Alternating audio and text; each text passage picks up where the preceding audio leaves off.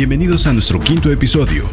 Dialogaremos con Luis Durán, licenciado en Economía por el Instituto Tecnológico de Monterrey, máster en Negocios Internacionales de la Thunderbird School of Global Management en Phoenix, Arizona, director general de Strategy Primus, firma de consultoría especializada en estrategia y operaciones corporativas, desarrollo de marca, fusiones y adquisiciones y asesoramiento en general para compañías en búsqueda de crecimiento. Fue presidente de la Comisión de Educación de la Confederación Patronal de la República Mexicana, Coparmex. Desde 2012 a 2020, ocupó diferentes cargos ejecutivos, siendo director general y presidente de Laureate México para la Universidad del Valle de México y Unitec. Desde 2002 a 2011, vicepresidente de Mercados Internacionales de FEMSA. Ha tenido la oportunidad de servir en el Consejo Ejecutivo de Empresas Globales, la Universidad Walden y el Consejo Mexicano de Comercio Exterior, entre otros.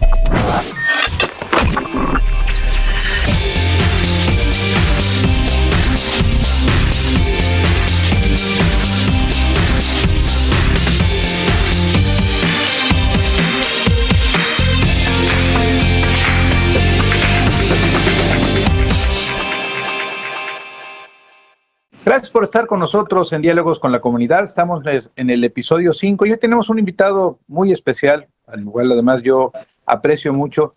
Fue mi jefe en algún momento en otra institución de educación superior. Él era el mero jefe de un conglomerado de instituciones de educación dentro y fuera del país, muy importante. Pero bueno, ahora toda esa expertise que logró acumular y aparte no solamente en el sector educativo, sino también en otras empresas, como ya ustedes habrán visto en el currículum que nos permitimos presentar al inicio, pues tiene una gran experiencia. Luis, muchas gracias por estar con nosotros. Te agradecemos de veras la comunidad de la Universidad Olmeca que nos hagas la gentileza de platicar en este quinto episodio de nuestros diálogos con la Universidad Olmeca. No, hombre, muchas gracias a ti, Emilio. Siempre es un gusto saludarte, estar con la comunidad tan importante de tu universidad en Tabasco. Y aquí estamos. Estamos pues ya cumpliendo un poco más de un año de este confinamiento que obligó una pandemia compleja, con efectos no solamente desde el punto de vista sanitario, sino desde luego efectos en el punto de vista económico, ¿no? Tú estás trabajando de manera muy cercana a una organización empresarial con muchos años, como es Coparmex, en el sector educativo, pero desde luego, pues en esta confederación, de manera cotidiana se analizan estas circunstancias y la perspectiva de un país con complejidades, ¿no? Que no es inédito porque todos los países del planeta están viviendo unos más, unos menos, y no solamente por temas de riqueza o de pobreza, sino que este tema de la pandemia ha complicado, pero centrándome específicamente en un tema que tú conoces muy bien, que es el tema educativo, pues de la noche a la mañana algunas instituciones, y yo quiero hacer la concesión que nosotros estuvimos entre estas que prácticamente tuvimos que dar un brinco cuántico para establecer una educación virtual, pues nos vimos en esta necesidad, en esta obligación de no poder tener clases presenciales, y sobre todo eso se dificulta, Luis, y tú lo sabes, en aquellos programas que tienen un alto contenido práctico. ¿Cómo observas esta virtualidad? ¿Qué ha cambiado? ¿Los padres de familia aceptarán que esta es una modalidad pues que llegó para quedarse, que seguiremos ahora teniendo un modelo híbrido? Pero ¿cómo observas tú en el contexto educativo esta pandemia y lo que traerá después la pospandemia? Mira, Emilio, esa es una de las preguntas más importantes que todos los mexicanos nos debemos de hacer, no nada más los que estamos en educación. Todos sabemos que esta pandemia absolutamente a todos nos tomó por sorpresa. No hay absolutamente ninguna organización que hubiera estado esperando esto, a lo mejor con la excepción de la Organización Mundial de la Salud o algo así. Pero para todos nosotros fue una gran sorpresa. Como bien dices, ya llevamos un año con esta virtualidad. Y mira, voy a tratar de contestarte separando las preguntas. Primero que nada, yo creo que este tema de la virtualidad, de las herramientas de trabajo de remoto, de educación a distancia, sí llegaron para quedarse porque creo que tienen algunas ventajas muy positivas de acceso, de facilidad, de agenda. Mira, ahorita mismo tú y yo no estamos en la misma ciudad y estamos pudiendo tener esta interacción de manera muy, muy sencilla, cuando a lo mejor en el pasado hubiéramos tenido que subirnos un avión e invertirle varias horas y al final del día para un evento que requería únicamente a lo mejor 1 hora, 45 minutos. Entonces, eso definitivamente creo que es algo positivo. Pero ya hablando de nuestro mundo de la educación, sí creo que cuando se fuerza a nuestros jóvenes, a nuestros niños y niñas a aprender con herramientas, algunas serán muy buenas porque ya se tenían o se desarrollaron rápido, o algunas no tanto, porque o no las tienen o no han podido desarrollarlas.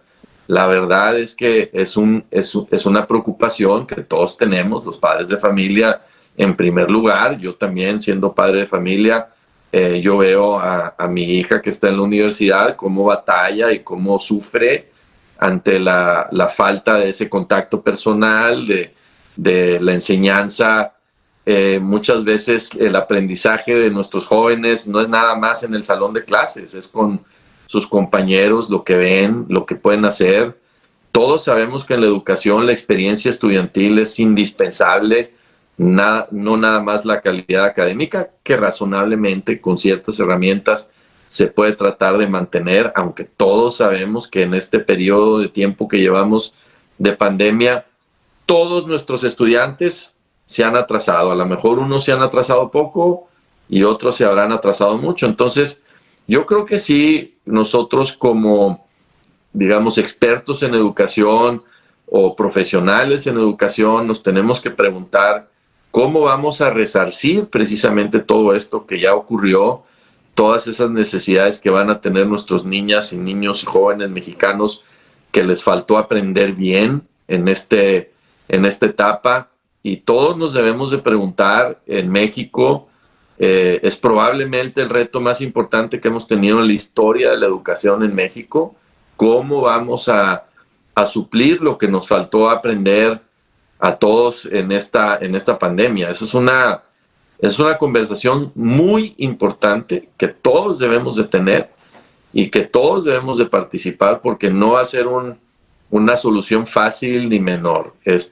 Si bien las herramientas, ya lo dijimos al principio, algunas de ellas muy buenas y favorables, llegaron para quedarse, creo que la situación que hemos vivido compleja de no estar en el salón de clase con todo lo que eso ha implicado, va a requerir un esfuerzo, un diagnóstico específico para ver cómo vamos a poder nosotros recuperar lo que se ha perdido. Después de esta pandemia, por ejemplo, centrándonos en educación superior, donde sabemos que tenemos una cobertura de aproximadamente el 42%, ¿no se presenta la educación a distancia, esta educación digital, como la posibilidad en un país que obviamente tiene que impulsar el tema de las comunicaciones vía Internet para una cobertura que no hemos logrado de otra manera? Yo creo que la respuesta rápida es sí. Sí puede ser una herramienta muy valiosa en ayudarnos en la cobertura. Hay muchos países que lo han hecho con mucho éxito. Es indispensable trabajar en la infraestructura de Internet. Internet casi es como tener agua en tu casa. O sea, si no tienes Internet, si no tenemos acceso para todos los jóvenes mexicanos que están estudiando en universidad, como dices tú, de manera efectiva, les estamos quitando una oportunidad de desarrollo muy importante y nos está impidiendo tener esa igualdad que creo que todos estamos buscando, igualdad de oportunidades en México. No porque no tienes acceso a Internet, pues no sería justo que no tuvieras las mismas oportunidades, pero está clarísimo que hay mucho que hacer en infraestructura. Hay muchas comunidades remotas que no tienen. De hecho, como tú sabes y bien dices, la Secretaría de Educación Pública fue valiente y trató de hacer lo mejor que pudo con circunstancias complejas en los programas de televisión, donde se podía, en los programas de radio. Eso sin duda yo creo que en su momento fue una decisión afortunada y muchos países hasta nos copiaron ese sistema, pero sabemos que también ese sistema de aprendizaje por televisión y por radio pues es deficiente, es lo mejor que pudimos hacer con las circunstancias que tuvimos, pero a futuro sí tenemos que, primero que nada, regresar a clases presenciales lo más pronto posible. Y hay muchos países que han demostrado que se puede regresar a clases presenciales con todas las precauciones que se pueden tomar y cuidando la salud de todos los involucrados, de los docentes, de los niños, de las niñas, de los jóvenes. Eso se puede hacer. Pero a futuro, lo que tú mencionas, es indispensable trabajar en una infraestructura de Internet mucho más robusta, con mucho más cobertura. Hay mucho que hacer ahí. O sea, creo que el 30%, 30 y tantos por ciento de nuestros jóvenes no tienen acceso a Internet. Entonces, pues eso ya de entrada es una barrera muy alta. Sí creo que tener acceso a Internet y tener esos programas de educación a distancia bien hechos, bien diseñados, con buenas herramientas, nos va a ayudar a aumentar esa cobertura, que como tú sabes, en educación básica en México estamos al 100% de cobertura, en educación media superior casi al 90%, y sin embargo en educación superior pues sí tenemos una cobertura que sigue siendo baja, aunque ha aumentado mucho ese 42% comparado con otros países, por ejemplo de la OECD, es bajo, ¿no? En México, bueno, yo he tenido la fortuna de estar en el sector público y en el sector privado, aún en el sector público, en que escuchaba yo muchas voces discordantes y en muchas ocasiones de una valoración incorrecta, injusta de la educación privada. Pues tenemos que estar claros, datos de FIMPES, es que la aportación de la educación en educación superior, me refiero específicamente, es muy importante. Cerca del 30% de los educandos en este país lo hacen en escuelas con un financiamiento privado. Y en lo que es a posgrados, va más allá, cerca del 45% de los que estudian un posgrado lo hacen en instituciones con financiamiento privado. Esta dicotomía, esta circunstancia, esta quizá no valoración, ¿consideras que frena de alguna manera el tema del avance en la educación, que a final de cuentas es educación pública, tanto la que imparte el sector gubernamental, bueno, con financiamiento público, como el que tiene un financiamiento privado? En México, la contribución de las universidades particulares es indispensable para la cobertura. Es indispensable porque con los recursos públicos no alcanza, y bueno, hemos visto también con preocupación que últimamente pues, ha habido muchos recortes también a los presupuestos de nuestras universidades públicas, entonces va a ser más difícil aumentar la cobertura, sobre todo la cobertura con calidad, que es lo que a todos nos interesa y lo que a todos nos ocupa, ¿no? Entonces, esa parte creo que vamos a tener que tener muy presente, que es una área de oportunidad que tenemos y donde las universidades particulares juegan un rol indispensable en llegar a esa cobertura que todos los mexicanos necesitamos. Creo que todos los que estamos en educación sabemos de la importancia y relevancia que tienen la gran mayoría de las universidades particulares de México y que ayudan de manera muy robusta a ese acceso, ¿no? Tu universidad en particular, estimado Emilio, pues es una universidad que demuestra que con apoyo de gente muy visionaria de tu estado, de Tabasco, desde hace muchos años, tuvieron esa visión, tuvieron ese compromiso con la sociedad de hacer una inversión muy importante y decir, nosotros creemos en los jóvenes de Tabasco, creemos en la necesidad de tener universidades que nos ayuden a aumentar nuestra cobertura y nuestra calidad, porque también hay que hablar de cobertura con calidad, no nada más de cobertura, y sin duda, gracias a instituciones particulares como la que tú diriges, muchos de nuestros jóvenes pueden tener acceso a esa educación de calidad que tanto es necesaria para el desarrollo a futuro de todos nuestros jóvenes. O sea, la educación es la herramienta más efectiva para la movilidad social, sin duda. Luis, desde siempre yo he manejado este concepto que me parece que es una visión equivocada de la sociedad. Los medios de comunicación de manera recurrente critican a las universidades públicas o privadas porque generamos una gran cantidad de profesionales, pero que no están en conexión con lo que requiere la sociedad. En muchas ocasiones porque también las universidades, hay que decirlo, tanto las públicas como las privadas, nos vamos mucho con el tema de la moda, ¿no? ¿Qué es lo que quieren los estudiantes? ¿Qué es lo que quieren los papás, ¿no? Yo recuerdo, tuve una experiencia y la comento rápido, cuando en Tabasco era yo subsecretario y se inició este proyecto en el 1996 de las universidades tecnológicas, que como tú sabes, son universidades que empezaron a ofertar este nivel de técnico superior universitario, un nivel 5, ¿no? Entonces hicimos lo que hoy le llamamos muy elegantemente un focus group con papás y les dijimos, señores, vamos a abrir esta universidad tecnológica, mire ya en Tepeji del Río, en Querétaro, en Francia. Entonces les presentábamos la expectativa de estas carreras, de estos programas, que son carreras, salen con un título, una cédula profesional, y decían los papás, no, yo quiero que mi hijo sea abogado, que sea economista, pero no, oigan, pero miren, es que esta es lo que requiere el sector empresarial, el sector público.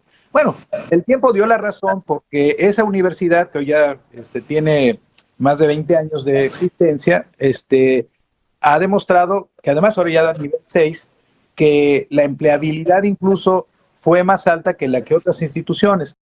Pero este tema, a final de cuentas, ¿cómo podemos empatar este proyecto de las universidades, este propósito de generar profesionales con lo que una sociedad tenga en mente? Más hoy, y tú recordarás el libro muy reciente de Andrés Oppenheimer, de Sabes que puedes, donde maneja esta información de investigadores de la Universidad de Harvard, que dicen, pues se van a desaparecer 107 profesiones, yo creo que más, ¿no? Y a lo mejor ahora no solo van a quedar el e-commerce y otras cosas. ¿Cómo hacemos, cómo esta asincronía se vuelve sincronía? ¿Cómo pueden las universidades ser más, tener un mejor target para encontrar lo que debe de ofrecer a la sociedad? Mira, yo creo que ese es uno de los temas centrales de la educación superior en cualquier país y definitivamente en México. De nada sirve educar, y lo decíamos antes de manera rápida, de nada nos sirve tener buena cobertura si no es una cobertura de calidad o no es una cobertura, como tú bien dices, pertinente, pues que sirva, que sea útil, ¿no? O sea, y creo que todos los que estamos en educación nos debemos de preguntar qué es lo más importante. Y a final de cuentas, pues creo que ayudar a que nuestros estudiantes sean miembros productivos de la sociedad lo más pronto posible.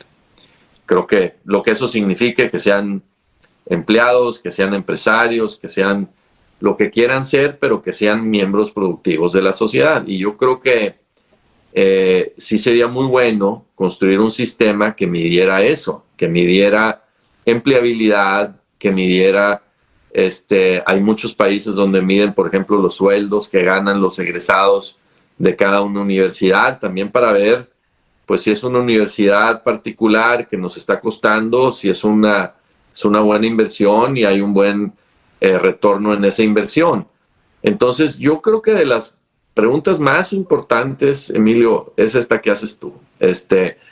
¿Qué es lo que debemos de estar buscando para nuestros jóvenes en México? Y sí creo que deberíamos de medir esa efectividad en que consigan empleos, en que sean miembros productivos de la sociedad, porque lo que sabemos sin duda es que hoy, por ejemplo, si pensamos en el 2030, estaba leyendo por ahí en un artículo, una investigación, que 70% de los empleos que va a haber en el 2030 para nuestros jóvenes hoy no existen. Entonces tenemos que estar muy cerca de las necesidades del mercado, ¿no? Y debemos de, yo creo, como universidades de educación superior, debemos de hacernos esa pregunta: ¿qué necesita la sociedad de trabajo, de capacidades, de habilidades, como dices tú, por ejemplo, las técnicas, que tú sabes que en México la educación técnica está muy devaluada? No sé si se acuerdan que hace algunos años, cuando el Instituto Politécnico Nacional quiso hacer a las enfermeras técnicas, pues salieron a la calle a protestar porque eran licenciadas, ¿no? Y esa educación técnica tan importante, tan necesaria, no se ha desarrollado de igual manera en México que en otros países donde se ha desarrollado muy bien y ha contribuido a mejorar la empleabilidad, a mejorar el desarrollo de los países. Entonces, yo creo que esa reflexión que tú haces es de las más importantes, de cómo vamos a lograr que nuestra educación sea pertinente para ayudar a nuestros jóvenes a que sean miembros productivos de la sociedad lo más pronto posible. Como decía yo al inicio, Luis, la pandemia nos colocó en la necesidad de trabajar en un escenario totalmente diferente.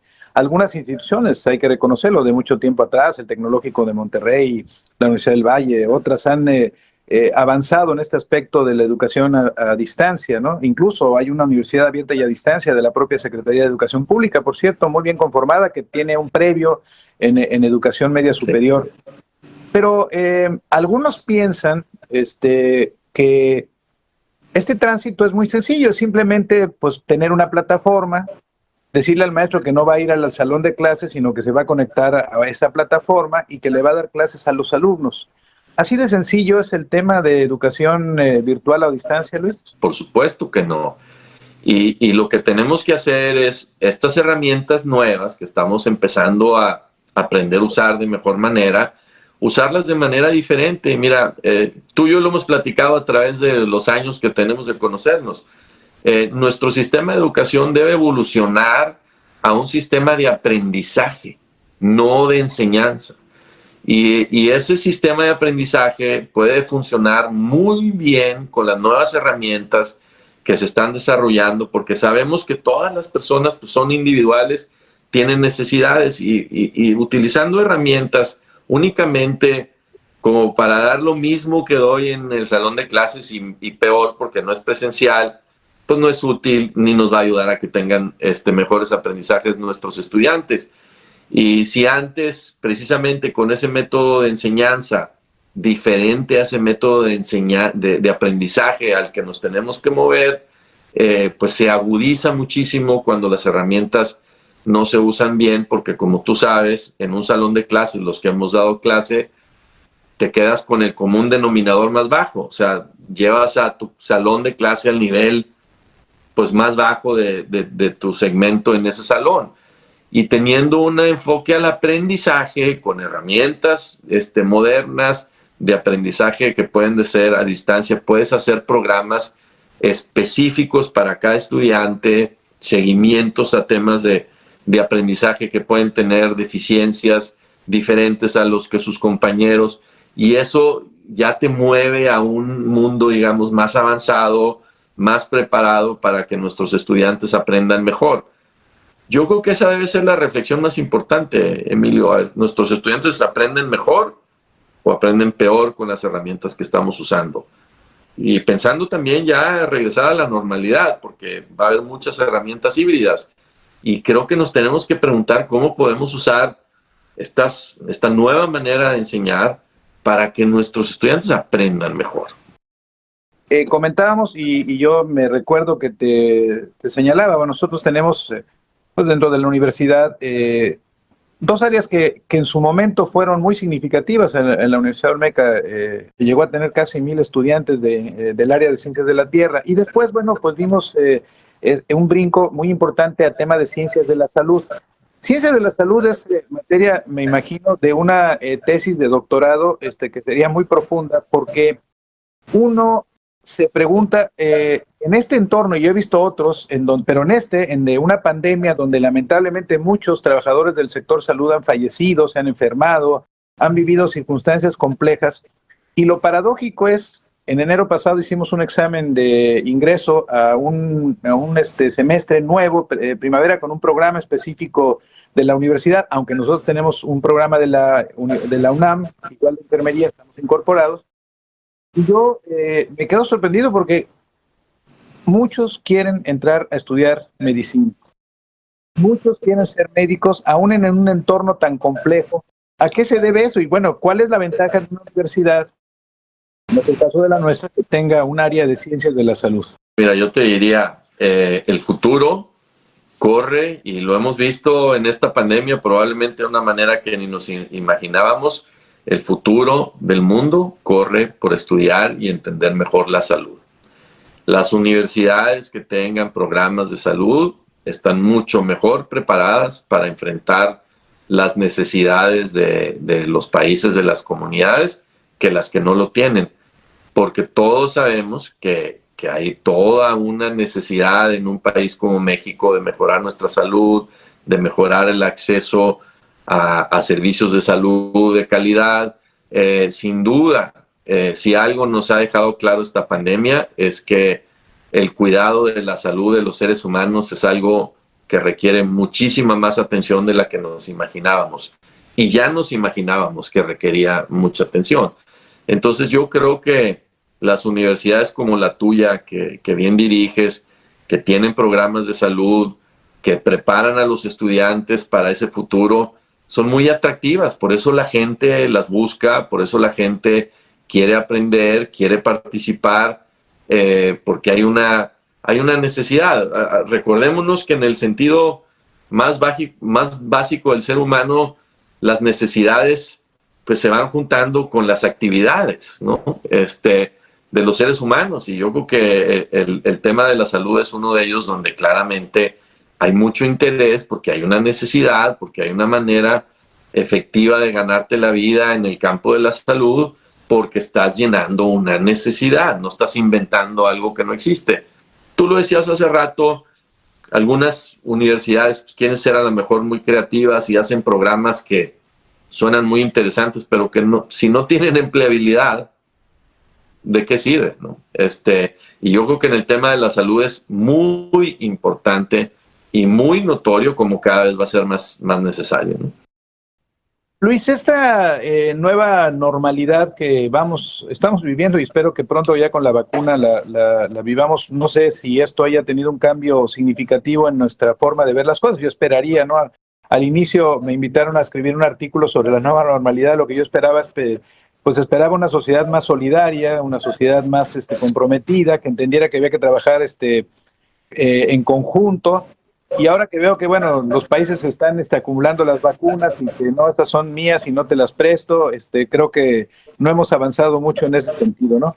Pero bueno, lo que sí es evidente es que algo que sí ha llegado, pienso que para quedarse, no sé si de manera total, pero es el famoso home office y todo este trabajo en videoconferencia. Leí un artículo el otro día que decía, pues es que el trabajo a distancia, esta virtualidad, incluso me obliga, yo tengo que poner más atención cuando tengo una videoconferencia. A veces tenemos, por cuestiones de la universidad, se debe pasar a ti a 12, 14 personas ahí en un cuadrito cada uno, ¿no? Tienes que escuchar y estar atendiendo.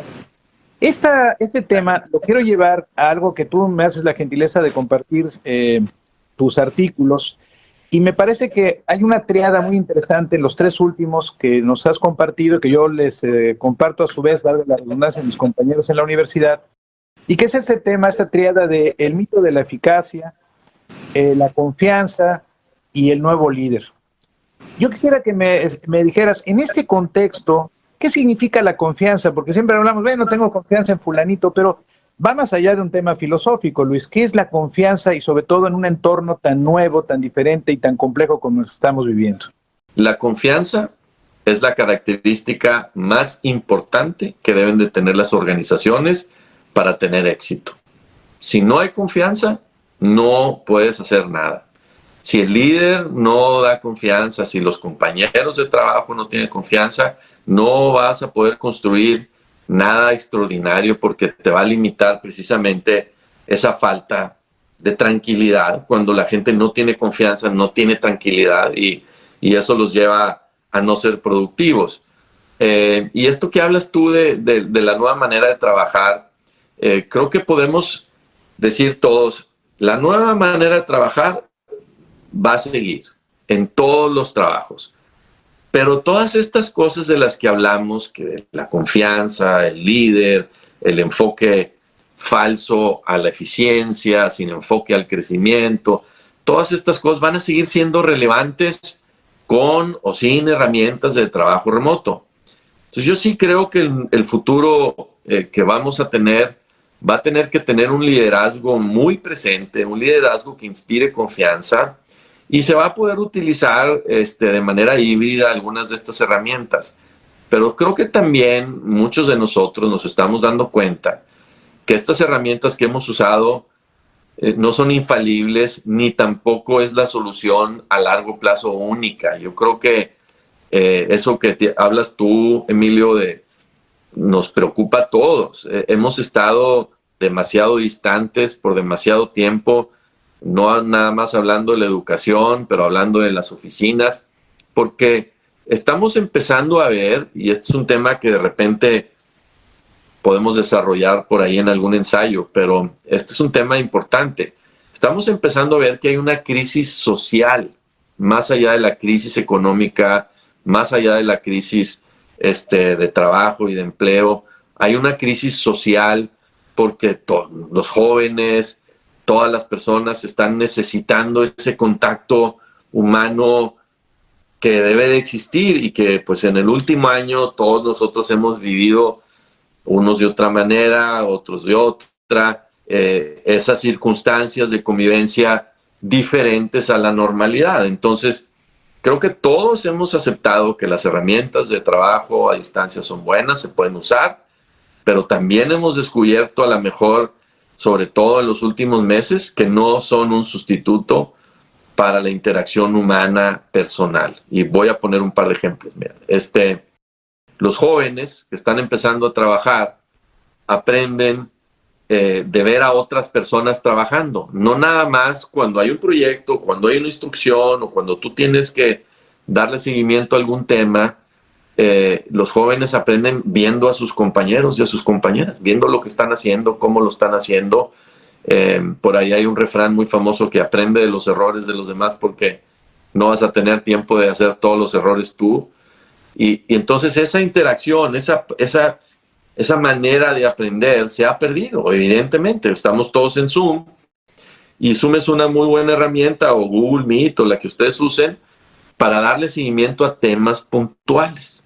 Vamos a ver, oye, ¿qué pasó con este? Estaba muy bien. Pero las otras personas que están ahí participando no están aprendiendo necesariamente de una interacción que puedes estar tú sentado en un escritorio, ni siquiera estás participando en una conversación, pero estás viendo cómo compañeros y compañeras tuyas están haciendo diferentes cosas y estás haciendo apuntes mentales, aunque no te des cuenta. Entonces, sin duda, esa necesidad de lo que dices tú, de regresar a tener ese contacto personal humano, es indispensable.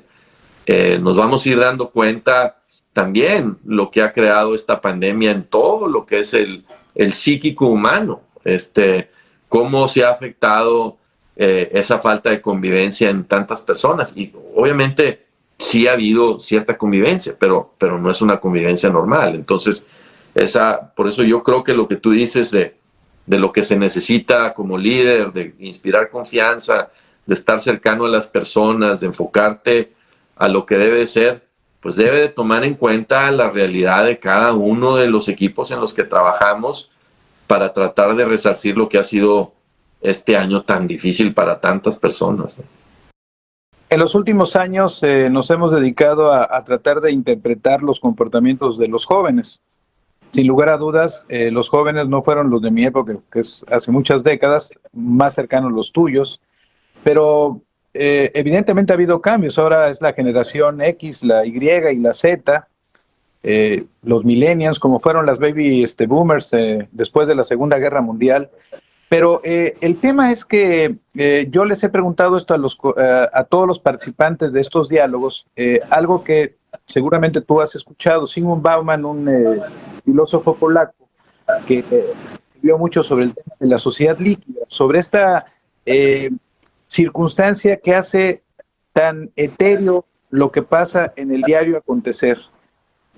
Cuando tú eras joven, yo era ya adulto, adolescente, adulto, pero te recordarás que la grabadora de cassettes, la televisión en blanco y negro pasó a color, pasaban mucho tiempo entre un cambio y ahora los cambios son tan dinámicos. Decía yo que, bueno, vas a comprar un teléfono y resulta que cuando estás saliendo en el teléfono te mandan un mensaje de que ya salió la nueva versión del teléfono.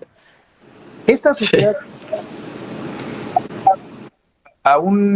Sobre todo a los jóvenes, a una falta de aprecio sobre lo actual. Incluso se le pregunta ahora a los jóvenes, ¿qué te quieres? Nosotros pensábamos, quizá en tu generación, en la mía, tener una casa, casarnos, tener hijos, etcétera, algo perdurable. Los jóvenes hoy no están pensando en esto. Mi pregunta, Luis, es la penúltima. ¿La educación está siendo sincrónica con los propósitos de los jóvenes? ¿Les estamos ofreciendo más porque ellos quieren menos o les estamos ofreciendo menos porque ellos quieren más? Mira, yo creo que tenemos que tener una sintonía mucho mejor de la que hemos tenido con los jóvenes, sin lugar a dudas. Precisamente por todo lo que hemos estado hablando, de la necesidad de preparar mejor a los jóvenes para el mundo futuro, Y yo creo que ahí sí nos tenemos que hacer preguntas todos los que estamos en educación y aceptar que podemos hacer un mucho mejor trabajo de cómo preparar a nuestros jóvenes para ese futuro, que va a ser un futuro pues evidentemente cada vez más retador. Y todo esto que tú dices que te trae en medio de tus observaciones algunas implicaciones muy importantes. Hablando, por ejemplo, de las nuevas herramientas de aprendizaje.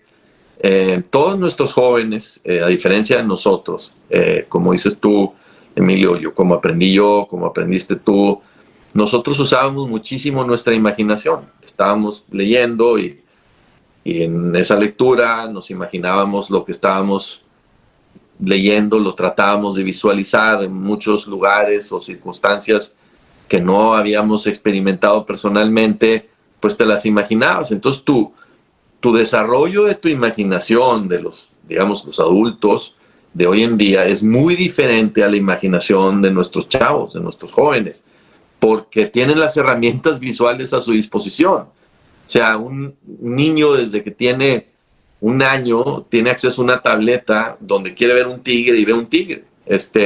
No se tiene que imaginar lo que es un tigre.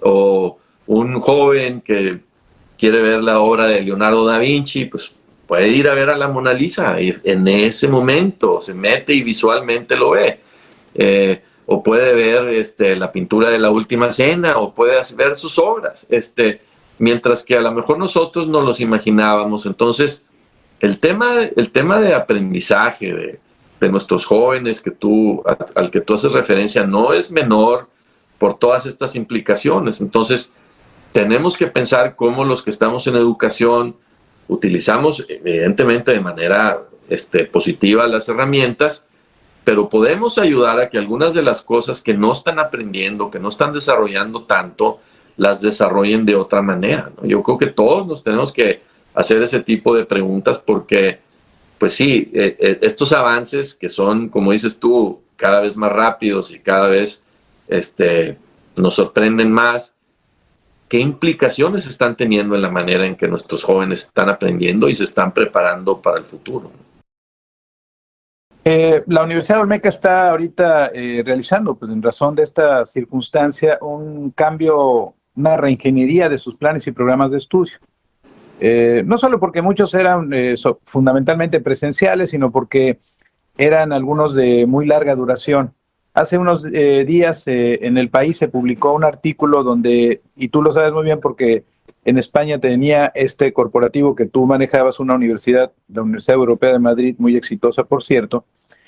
Pero España se caracterizó durante un tiempo, yo recuerdo que ni siquiera te pedían papeles cuando querías estudiar ahí una maestría, un diplomado, se volvió un turismo educativo, ¿no? Ahora las autoridades de educación superior, que allá hay una Secretaría de Educación y un secretario de Educación Superior, pues dicen que no, que los programas de 3 años no, y entonces la Secretaría dice que no, que sí, que deben ser más acotados.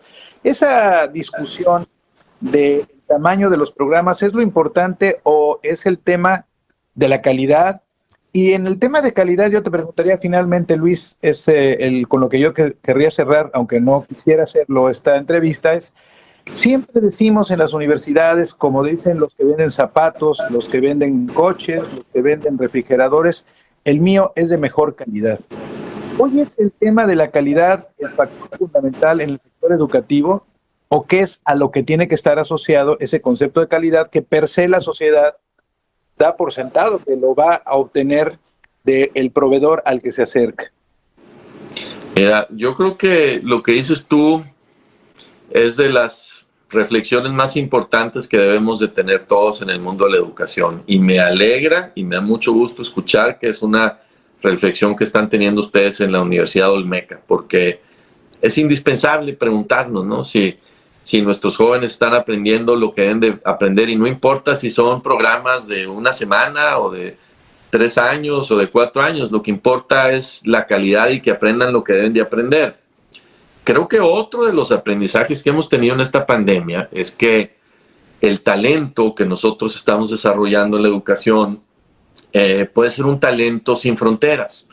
Y esto tiene implicaciones muy interesantes que la verdad estamos empezando a ver qué significan, donde a lo mejor un empleador, voy a decir una tontería, en Alemania, necesita un ingeniero capacitado con ciertas características y no va a importar dónde esté. Y tampoco va a importar quién certificó, qué gobierno de otro país certificó que esa persona sí estudió lo que tenía que estudiar. Estas necesidades de talento van a buscar precisamente esas habilidades donde quiera que estén. Y no te van a preguntar si tu curso fue de 4 años o de 3 años o de 2 meses, pero les va a importar que sepan que tú tienes esas habilidades para las necesidades que ellos tienen. Entonces, apenas estamos empezando a ver, por eso me da mucho gusto escuchar que se están haciendo esas preguntas, porque definitivamente el enfoque tiene que ser hacia la calidad y hacia los aprendizajes y a desarrollar habilidades que sean útiles, que sirvan y de algo. Y no me refiero nada más a habilidades, digamos, duras.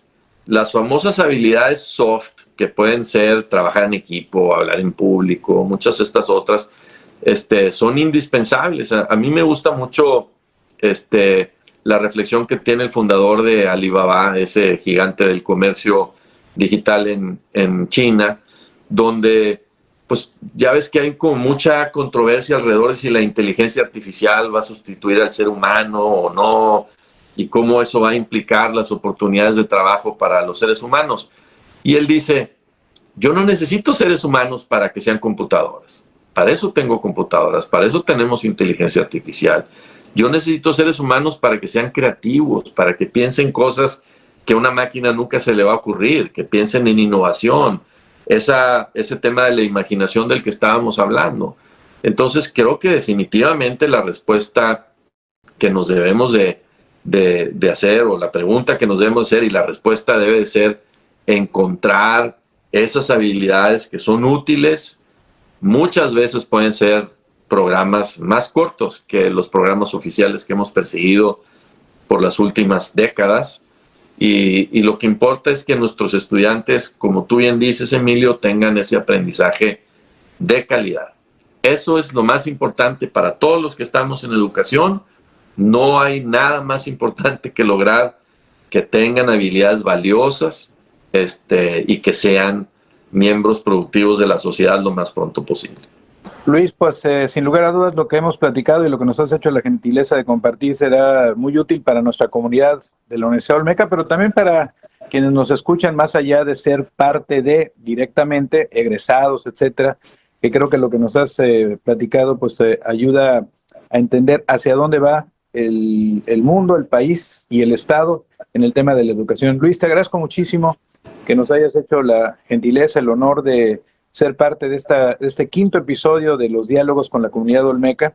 Y bueno, espero que, como ya lo dije en el marco del programa, podamos trabajar muchos de estos temas que hemos comentado hoy y que se concreten en no proyectos, sino en realidades específicas en beneficio de nuestra institución, que, como tú sabes, pues tiene la característica de ser una universidad sin fines de lucro, que está muy vinculada con el sector social, pero que sobre todo quiere ser una parte del engranaje de una entidad que está procurando conducirse hacia un mejor mañana. Es que muchas gracias, Luis. Te mando un afectuoso abrazo, que tú sabes con el afecto que te tengo. Igualmente, Emilio, me encanta estar aquí contigo, me encanta escuchar todas esas inquietudes que tienen ustedes en el equipo de la Universidad Olmeca. La verdad es que los felicito. Es un honor estar aquí contigo participando. Ojalá que algunas de las reflexiones que tuvimos aquí sean útiles, pero sobre todo que nos lleven a la acción. Y es lo que a mí me gusta mucho de lo que tú haces siempre, tu manera de trabajar, cómo has hecho este equipo tan dinámico y tan orientado a buscar cosas positivas y construir en la Universidad Olmeca. Estoy seguro que van a tener mucho éxito y que van a seguir construyendo esa gran universidad para el beneficio de todos los estudiantes de su comunidad y de su estado. Muchas gracias, Luis. Pues gracias a los que nos hacen la gentileza de vernos en las redes sociales a través de todos nuestros mecanismos de transmisión en estos diálogos con la comunidad. Este fue el episodio 5 y pronto verán el episodio 6. Hasta la próxima y muchas gracias.